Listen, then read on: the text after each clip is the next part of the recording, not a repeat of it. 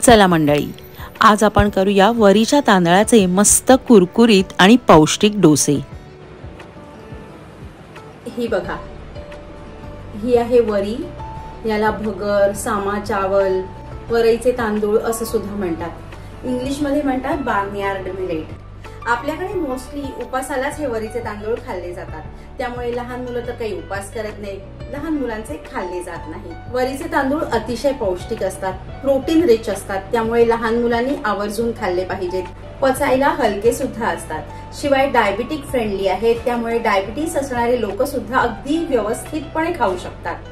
म्हणूनच मी असं म्हणेन की वरीच्या तांदळाचा वापर फक्त उपवासासाठी न करता रोजच्या आहारात करा, म्हणजे आपली लहान मुलं सुद्धा हे हेल्दी तृणधान्य अगदी आनंदाने खाऊ शकतील। डोशांचं पीठ तयार करण्यासाठी इथं एका मोठ्या भांड्यात मी 1.5 वाटी वरईचा तांदूळ घेतलेला आहे। यातच घालायची आहे 1 वाटी भरून पिवळी मुगाची डाळ, पाव वाटी चण्याची डाळ। चणा डाळ घातल्यामुळे डोसे मस्त क्रिस्पी होतात। सगळं साहित्य हलक्या हाताने चोळून 2 ते 3 वेळा स्वच्छ धुवून घेतलं। आता यात घालूया 1 टेबलस्पून मेथी दाणे। मेथी दाणे घातले की फर्मेंटेशनची प्रक्रिया खूप छान होते। भरपूर पाणी भरून हे सगळं 5 ते 6 तास भिजत ठेवूया।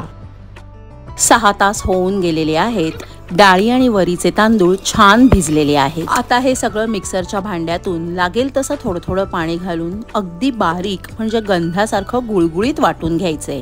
वाटलेलं पीठ हे असं बोटांमध्ये घोळवल्यावर डाळीचे किंवा तांदळाचे कण लागता कामा नयेत इतकं बारीक वाटून घेतलंय। आता हे पीठ एका मोठ्या पातेल्यात काढून घेऊया।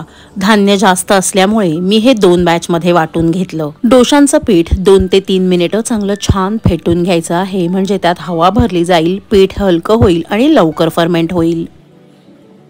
आता हे पीठ असंच झाकून 8 ते 10 तास फर्मेंट होण्यासाठी ठेवूया। 8 तास होऊन गेलेले आहेत। आपण याचं झाकण उघडलंय आणि पीठ मस्त फुगून आलेलं आहे। मी तुम्हाला याचं टेक्स्चर दाखवते, बघा किती छान जाळीदार पीठ फुललंय। आता हे पीठ हलक्या हाताने एकसारखं करून घेऊया। थंडीच्या दिवसात पीठ फुगून यायला 8 ते 10 तास लागतात। उन्हाळ्याचे दिवस असतील तर कंपॅरेटिव्हली लवकर, म्हणजे कधी कधी तर 5 ते 6 तासात सुद्धा पीठ फुलून येतं। फर्मेंट झालेलं पीठ थोडंसं घट्ट झालंय, त्यामुळे मी कन्सिस्टन्सी ऍडजस्ट करायला यात अर्धा ग्लास पाणी घातलंय आणि आता पुन्हा सगळं एकजीव करून घेऊया।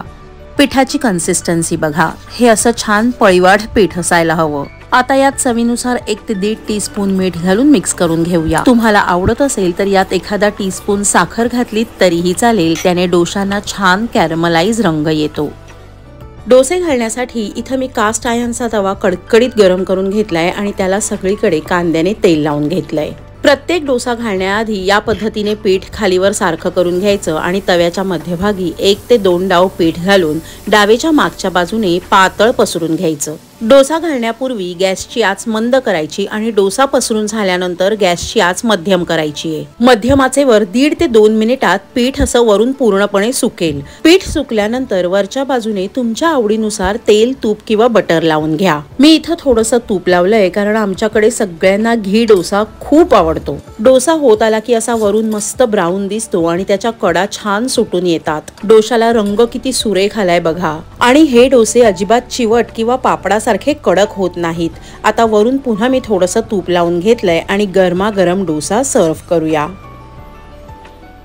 मी तुम्हाला अजून एक डोसा घालून दाखवते आणि पहिला डोसा घालून झाल्यानंतर पुढे प्रत्येक डोसा घालण्याआधी तव्यावर पाण्याचा हबका मारायचा आणि मगच त्याला तेल लावायचे। पाण्याचा हबका मारल्यामुळे तव्याचं टेम्परेचर कंट्रोलमध्ये राहतं आणि डोशांचं पीठ व्यवस्थित पातळ पसरवता येतं।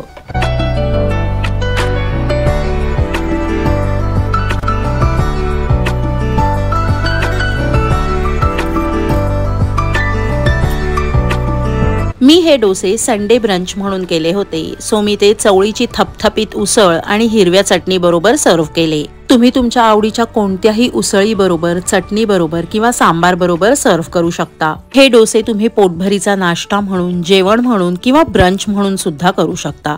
मुलांच्या टिफिनसाठी बेस्ट ऑप्शन आहे। डोशांचं पीठ तयार करून फ्रीजमध्ये ठेवलं तर 5 ते 6 दिवस उत्तम टिकतं। सो फ्रेंड्स, तुम्हाला हा व्हिडिओ थोडा जरी आवडला असेल तर त्याला भरपूर प्रमाणात लाईक करा, व्हिडिओ तुमच्या फॅमिली आणि फ्रेंड्ससोबत शेअर करा आणि अशाच इनोव्हेटिव्ह रेसिपीज बघण्यासाठी सुहानीज किचनला सबस्क्राईब करा. भेटूया लवकरच एका नवीन रेसिपीसह. पण तोपर्यंत बाय बाय.